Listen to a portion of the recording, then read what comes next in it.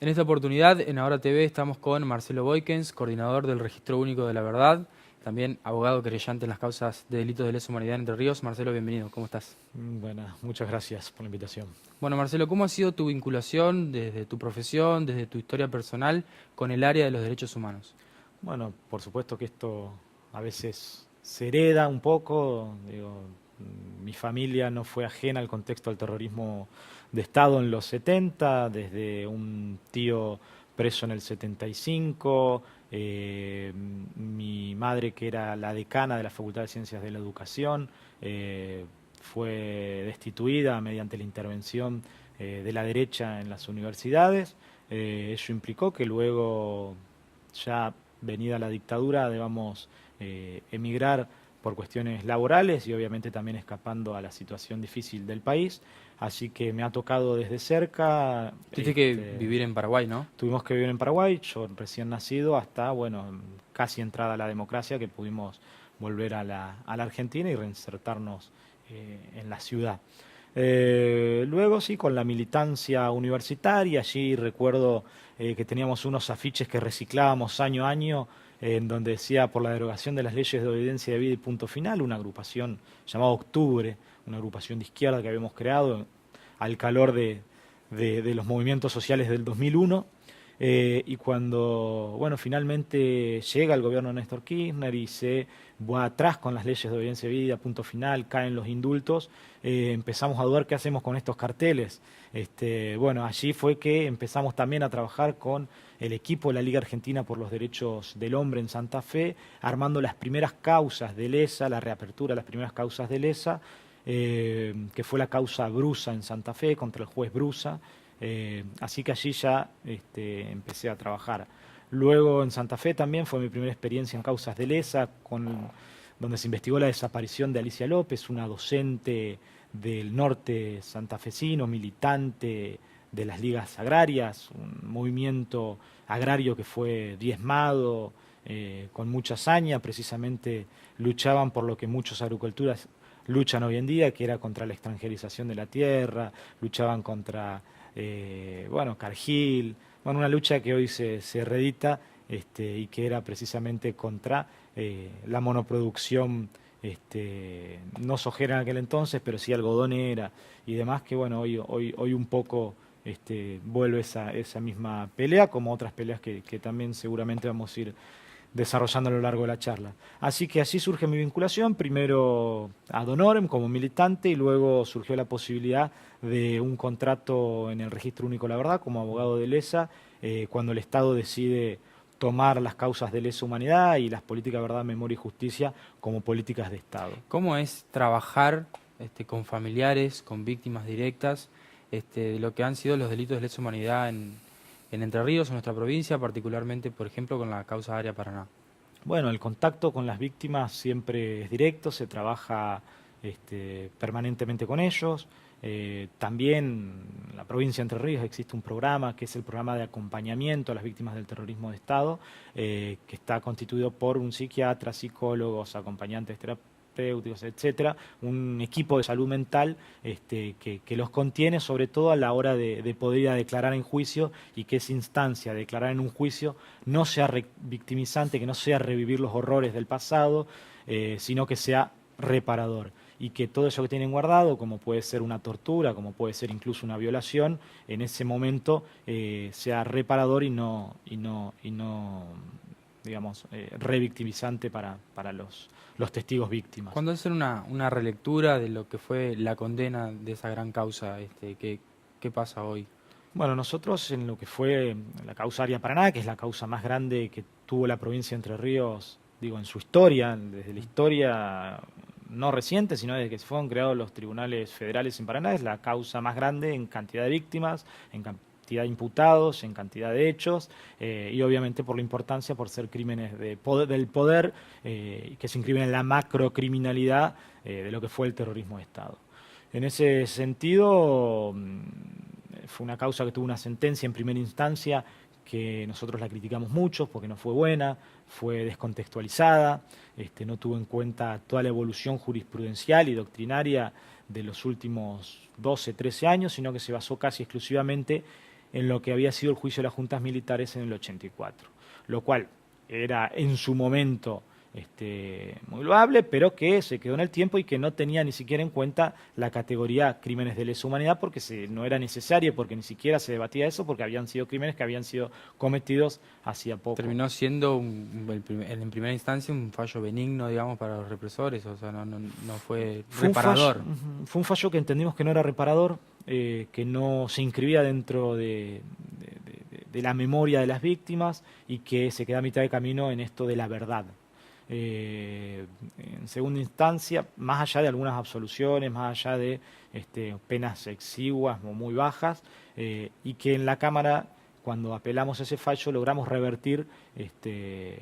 y el fallo de Cámara terminó siendo un fallo, los otros días en una nueva instancia de apelación yo decía que era un fallo casi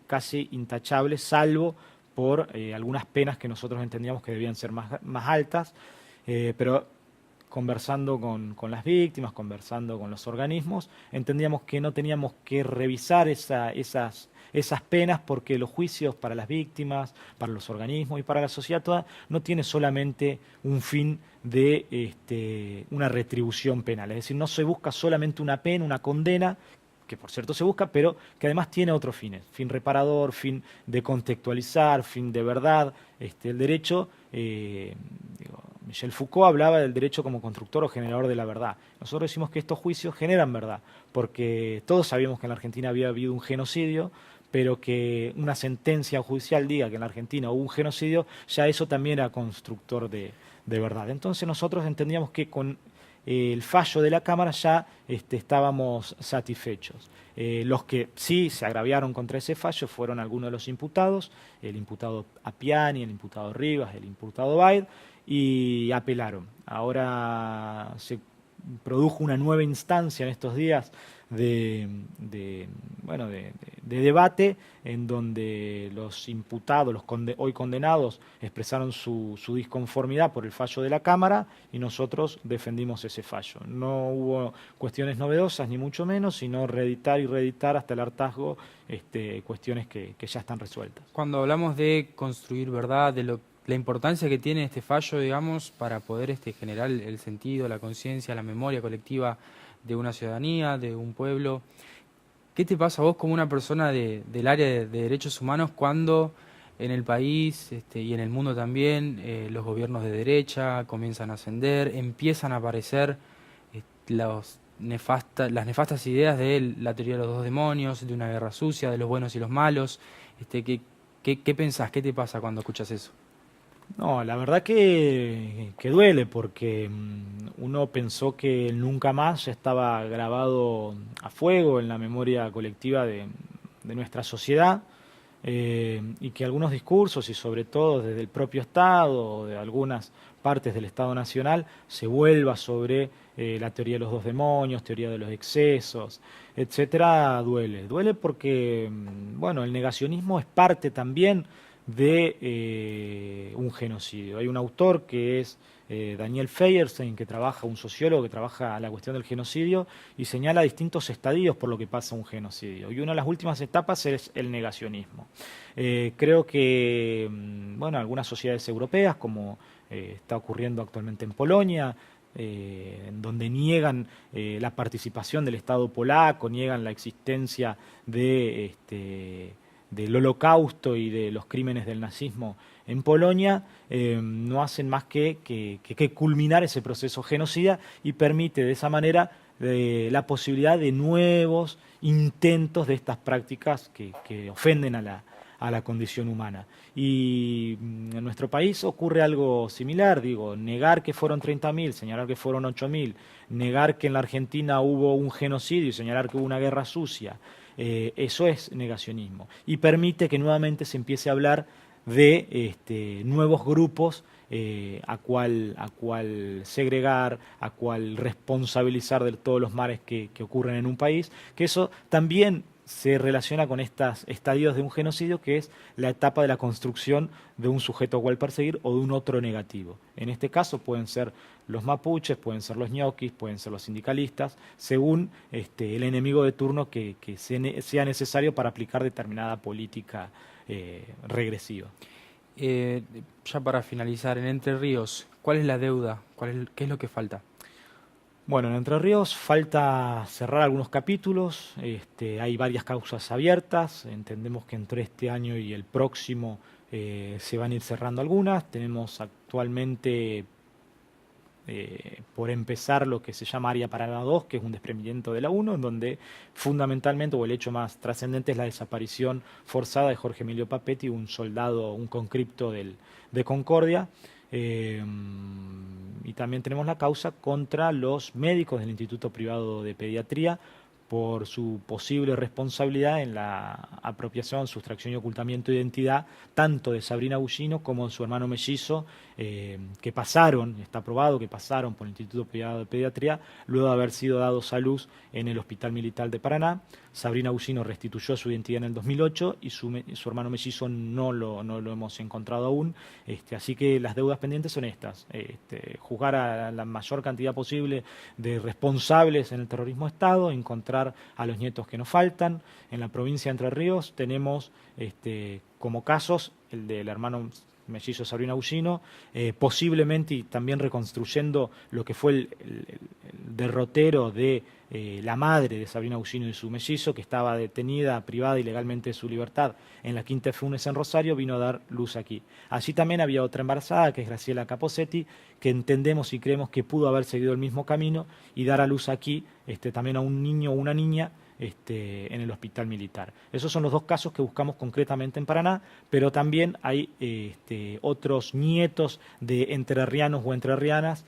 que bueno, han llegado a 18 el número contabilizado, 8 que ya han restituido su identidad y 8 que todavía no. Como es el caso del último caso de Adriana Garnier, que es una nieta cuya abuela reside en Concepción del Uruguay, cuya madre era oriunda de Concepción del Uruguay. Bien, Marcelo, muy amable, muchas gracias. Gracias a ustedes.